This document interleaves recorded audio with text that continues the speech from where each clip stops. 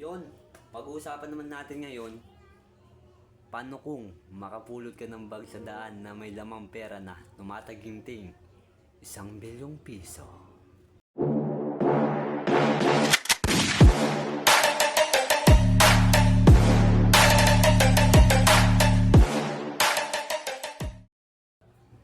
Ano ba dapat talaga gawin mo kapag nakapulot ka ng bag na may lamang 1 bilyong piso? Boy, ito ang unang-una mong gawin. Tumingin ka sa paligid mo kung may nakakita sa'yo. Diba?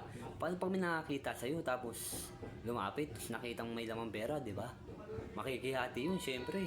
Sayang naman yun pag nakihati yun, 1 bilyon na, magiging 500,000 pa. Diba? Tapos, pag sinabi mo naman na ikaw na una, ikaw nakakita, magsusumbong sa pulis yung boy. Kaya i-make sure mo na wala nakakita sa'yo. Para solo plate mo. Dapat ganito maging reaction mo, pre, kapag nakakita ka ng bag na may lamang pera sa kalsada.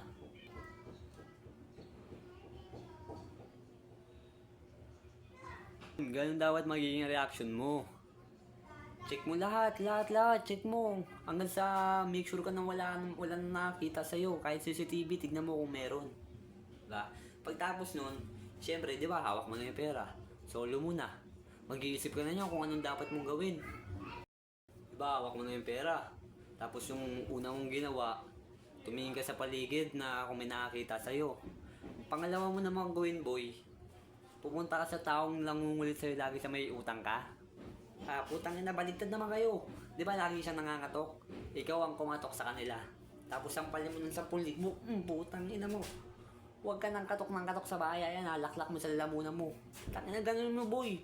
Kameme yun. Tapos yung pangatlo mong gawin, ipaayos mo yung bahay yung wasak-wasak, di ba? Para kahit pa paano guminawa naman buhay mo, dami-dami mong pera, oh. Pre, mayaman ka eh. Kagila, biglang yaman ko, oh. Naglalakad ka lang, ganun, tapos naglalakad ka lang, napulot ka, biglang yaman. Kaya ipaayos mo yung bahay nyo. Kasi isipin mo yun, di ba? Matutulog ka, tapos may gumagapang sa'yo na ipis. Diba? Tapos kunyari, kung may alaga kayong aso, tuta, ganun, di ba? Naranasan nyo na ba yun, yung tuta nyo, dinadalang kayo ng ipis sa higaan? Buwisit na yan. Pang-apat mong gawin, boy, di ba? Pinapaayos mo yung bahay mo. Siyempre, wala kayong matutulugan. Sa hotel kayo matutulog. Huwag kang mag-alala sa bayarin, pre, puta kita, mayaman ka. Huwag mo alalahanin yung bayarin ng hotel. Doon kayo matutulog hanggang sa maayos yung bahay nyo. Kasi matagal pa yun, di ba? Kasi i-renovate pa yun, tapos mag-ubos. Doon kayo sa hotel mag-i-stay. Ayun ang pang-apat mong gawin.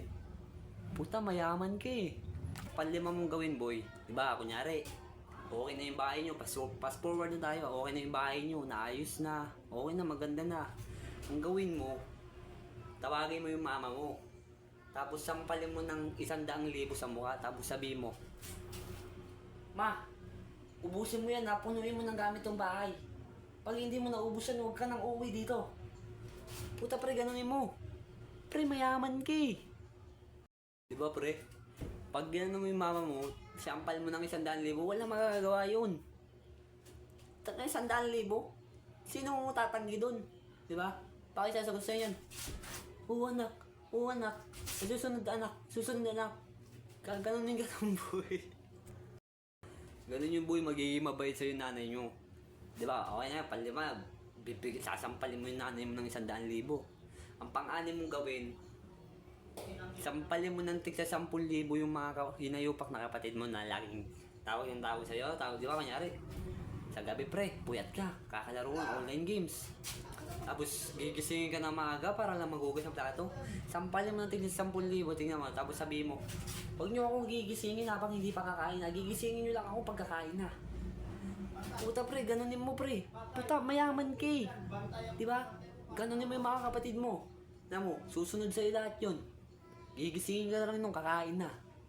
Diba? Sarap mayaman pre. Diba pre, pag sampal mo ng pera sa mga kapatid mo, wala ka nang iisipin nyo. Kasi isipin mo, diba?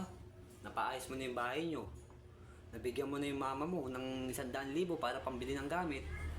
Tapos yung mga kapatid mo, nasampal mo ng tigil 10,000, di ba? Mayaya ka na nun, mga kapatid mo. Di ba? Tapos ang sunod mong gawin, pre, ipunin mo yung buong barangay nyo. Sabihin, magpapakain ako. Magkatay kayo ng 100 pirasong baboy. Ganun pre, putang ina pre, magiging masaya sila sa'yo nun. Ayun yung papito mong gawin, pakainin mo yung buong barangay mo. Kasi pre, di ba pre, isipin mo, pag pinakain mo yung buong barangay mo, magiging mabait sa'yo yun. Tapos, pag naisip mong tumakbo, di ba, tumakbo gobyerno sa ganon, putang ina pre, ibubuta ko nung kasi, pakainin mo ba naman ng baboy, 100 pirasong baboy, ilatag mo sa harap nila, putang ina pre, auto-win ka nun, auto-win ka nun, di ba? Ito ang last mong gagawin pre, di ba? Nung una mong ginawa, nagpaayos ka ng bahay mong sira-sira, okay na, magkano na bagastos nun, ang laki nun, tapos habang nag-aayos kayo ng bahay, habang pinapaayos mo yung bahay nyo, nag-stay kayo sa hotel. Ang tagal din yun, ilang buwan din yun. Ewan, buwan, baka nga taon yun. Ilang buwan o taon kayo nag-stay sa hotel. Tapos sinampal mo pa yung nanay mo ng 100,000. Tapos yung mga kapatid mo, sinampal mo ng tig 10,000, tapos nagbayad ka pa ng utang. Diba? Tapos nagpakain ka pa sa barangay. So ito na nga yung huli mong gagawin. Diba, may binayaran ka ng utang. Pumunta ka doon at kumatok ka ulit. Mangutang ka ulit dahil naubos na yung 1 bilyon mo sa sobrang dami mong ginastos, nakupal ka. Hindi mo man lang naisipan na magtayo ng business para umikot yung pera mo, gastos ka na ng gastos, ubos na ang pera mo. Mangungutang ka na ulit. Diba? Yun mga pre, yun lang naman yung 8 mong dapat gawin. Pero, may lesson learned doon. Kapag nakapulot ka talaga ng pera, magtayo ka ng business mo, paikutin mo yung pera mo. Para hindi ka maubusan, para hindi ka ulit mangutang. Ha?